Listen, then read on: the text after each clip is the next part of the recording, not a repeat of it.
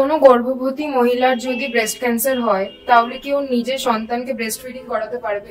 না, এটা ঠিক না, কারণ তার ব্রেস্টের মধ্যে টক্সিক সেল আছে, ক্যান্সার সেল আছে, ক্যান্সার এফেক্টেড সেল আছে, ফলে সেখানে যে মিল্কটা তৈরি হবে সেই মিল্কটাও এফেক্টেড মিল্ক, সে মিল্কের মধ্যেও টক্সিন থাকবে, ফলে সেই ব্রেস্টটা ফিড না করানোই ভালো।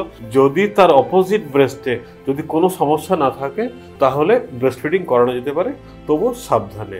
দৈনন্দিন জীবন ঠিক রাখাটা কতটা জরুরি ব্রেস্ট ক্যান্সার হওয়ার সম্ভাবনা থেকে দূরে থাকার জন্য? দেখো, ব্রেস্ট ক্যান্সার আমরা যেগুলো আমাদের স্টাডিতে পেয়েছি, যে আগেও বলেছি এখনো বলছি, যে ক্যান্সারের মূল কারণটাই হলো টক্সিসিটি। আজ থেকে 10 বছর আগে ক্যান্সার স্প্রেড করছিল মাত্র 6% হারে, আজকের দিনে দাঁড়িয়ে সেটা 14% হারে স্প্রেড করছে। আজ থেকে 10 বছর পরে এটা 25% পার হয়ে যাবে। অর্থাৎ আমরা এখন যেসব মানুষকে সামনে চলতে ফিরতে দেখছি, ঘোরাফেরা করছে, ছেলে হোক মেয়ে হোক, তারা ক্যান্সারে মারা যাবে।